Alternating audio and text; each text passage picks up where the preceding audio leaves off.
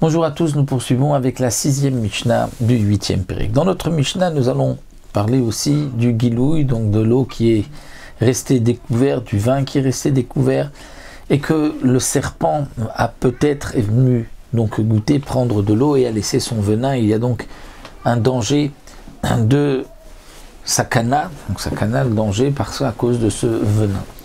Et la Mishnah vient nous dire ici que ce n'est pas seulement des liquides, mais aussi s'il y a des fruits, des légumes, comme des figues ou du raisin. Et nous avons nicouré, c'est-à-dire nicouré, il y a dans ces fruits un petit trou, on voit que ça a été percé. Et on voit que cette figue ou vanavim ou ce raisin a été mordu. Eh bien, ici la Mishnah va nous dire qu'il est interdit de le consommer. Il y a une crainte que ce soit peut-être donc un serpent qui est venu et qui aurait laissé son venin. Donc nicouré, lorsqu'on trouve un fruit qui est percé, où il y a un trou, comme une morsure, de téinim dans les figues, vanavim dans le raisin, vikishouim, va delouim, va batirim, va melafefonot. Alors, généralement, nous avons une petite difficulté à traduire exactement. C'est vrai qu'aujourd'hui, on traduit en hébreu kishouim comme étant les courgettes, douim la courge, abatirim la pastèque, et melafefonot comme étant le concombre.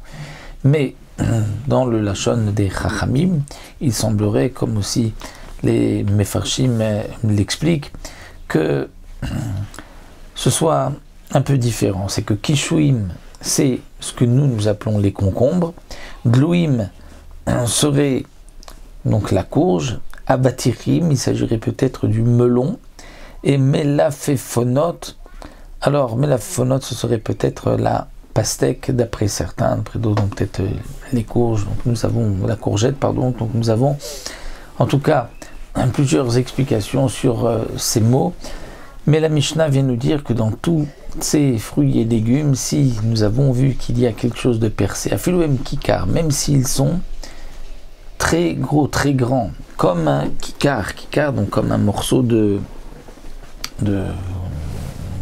c'est une mesure de l'époque qui correspondrait à 60 manées, mais qui ferait quand même plus de 20 kilos.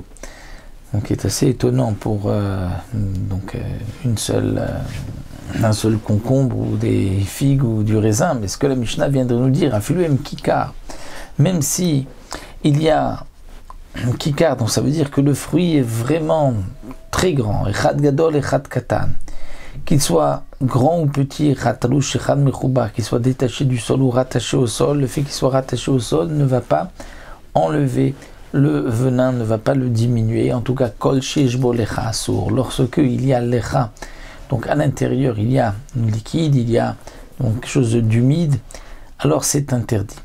Pourquoi? Parce que le venin va se mélanger et va se propager dans tout le fruit, peu importe sa grandeur.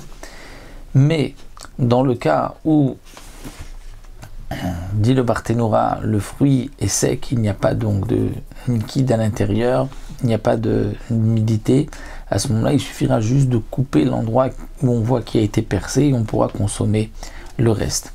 La Mishnah donc continue avec un autre din, ou neshuchat anachash, une bête qui a été mordue par un serpent.